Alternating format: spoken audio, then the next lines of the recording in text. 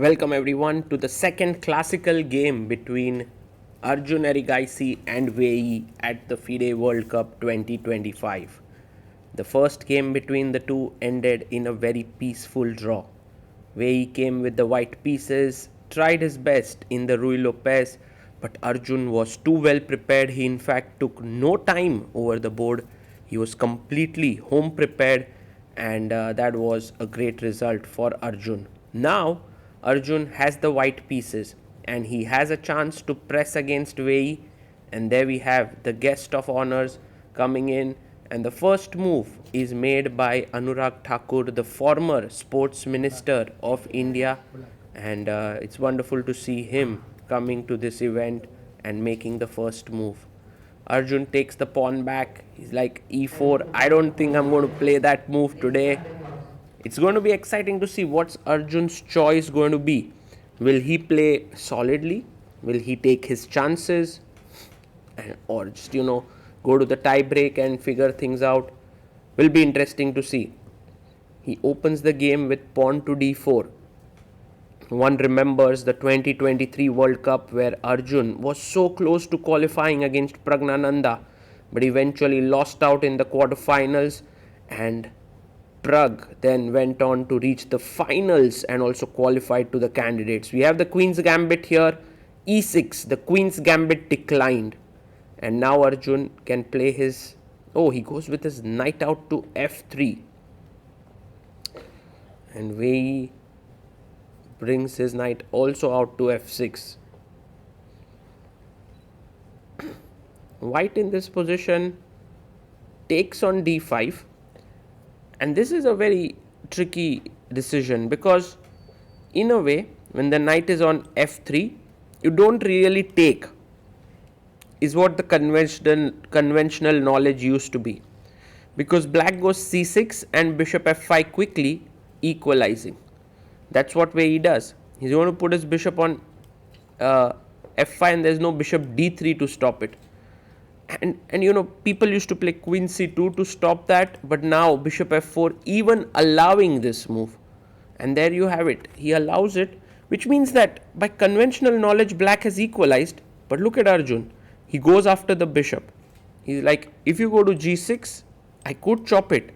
So knight h5. If you take my bishop, I'll take your bishop is the point. So Arjun takes.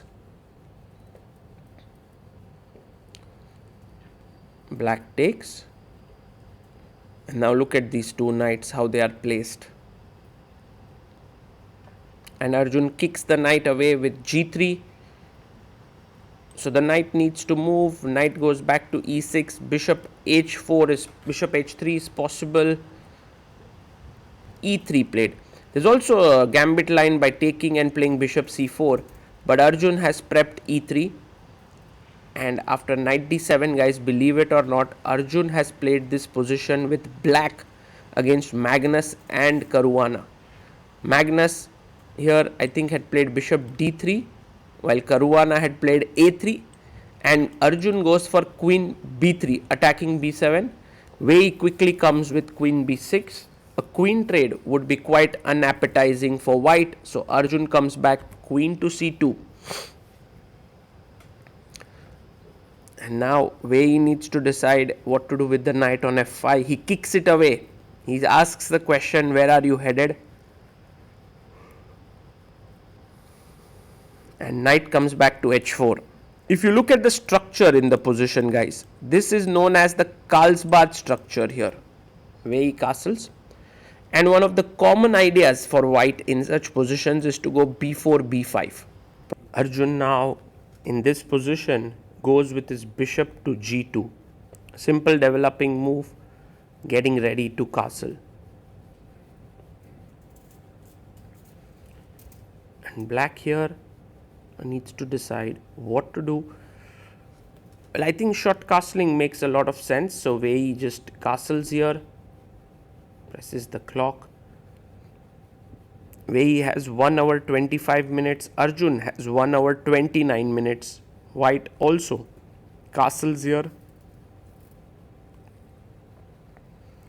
And one of the things that Arjun would love to do here is to come up with a plan. Like what do you want to play with? For now, I think his knight on h4 is a bit misplaced, so he brings it back to f3. Quite logical. And Wei Yi brings his rook to c8. So Wei Yi is kind of lining up his pieces for the c5 break, although one must remember that the d5 pawn is a bit weak. And Arjun now plays a move that kind of confuses me. I mean, the natural move is rook fc1 or rook a b1, but rook f e1, what's the rook doing there? Knight f6. Meanwhile, Wei Yi defends the d5 pawn and gets ready for the c5 breakthrough on the queen side.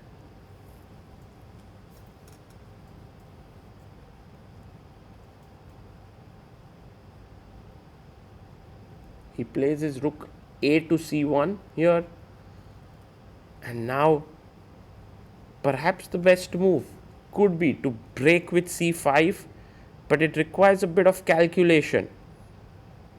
And Wei Yi is never averse to calculating. He plays c5. The main point being that after knight a4, queen a5, if you take, there's b6, whereas if you take, there's b5, and I get back the pawn. So that's the reason why Arjun takes on c5. And now knight takes c5 seems like the best idea, but he takes with the rook. And now the d5 pawn is isolated, but the black pieces are quite active. Knight a4 would be lovely, but the rook on queen on c2 is hanging. Queen e2 played with the threat of knight a4, and look at the time that Wei Yi took. He had 50 plus minutes. He comes down to 17 minutes after this move, so has to make another 20 moves in just 17 minutes on the clock. Now the knight goes to d2, an excellent move, threatening knight b3. Look at the queen on this diagonal, and Wei Yi now plays knight to d7, a big error.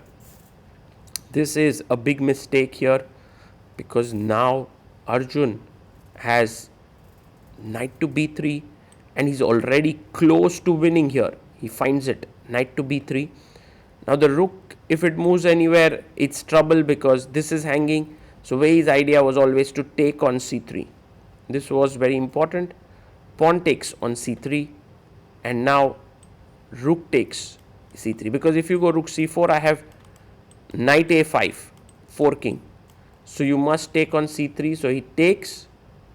Wei Yi has 10 minutes on the clock, and now for the tactic that Arjun has here, which is incredibly strong, bishop takes d5, and that's the winning move, and Arjun needs to find it. Because look at this, bishop d5, queen d5, and rook takes c3. But Arjun is about to make his move, queen d2. He misses this moment. Actually, he doesn't miss that simple line. The line goes deeper. We will look at it after the game perhaps. Queen d2 is not the best move. Arjun had to dig deep, but there, many times in such knockout events, when you have such a sharp option, you try to stay away from it because it becomes a bit dangerous. So rook takes c1, rook takes c1, attacks the queen. And now Arjun just is slightly better, but not fully. Queen a6. And now perhaps the best move is queen takes d5, attacking the knight, also the pawn on b7. But instead Arjun takes with the bishop. And now Wei Yi goes knight f6, attacking that bishop. The bishop has to drop back, bg2.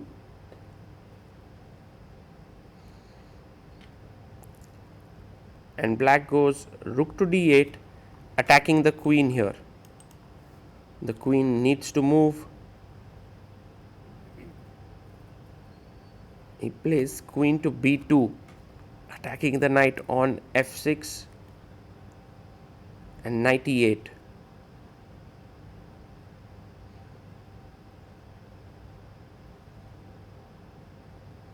And he goes knight to d2 here. maybe looking for knight e4. I mean, the better idea was surely to play h4 first, but knight d2 played, and look at Wei Yi. He's just simply jumped in with his queen here to e2, very powerful, pinning the knight here, and now rook c2 played, but just queen d1 check. Arjun goes knight to f1. Black is slowly coming back. b6 with the idea of knight c5, knight d3. Black is doing really well, and Arjun now plays rook d2 and offers a draw, which is logical now because things were going out of his control, and I think it's a logical decision. The game ends in a 1-1 sort of match, ends in a 1-1 draw, both the games drawn, but Arjun missed what was perhaps a golden opportunity for him to win the game. Let's try to look at this. I think after the game, I mean, there's a toss, and Arjun gets black in game 1 of the tie break.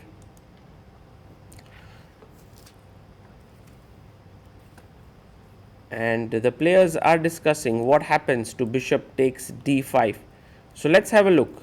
In this position where white did play queen d2, the better move here was to take, and then queen takes is kind of forced, because if you go queen c8, I take, you take, and I take on b7, and I'm a clean pawn up, and I think that's no compensation.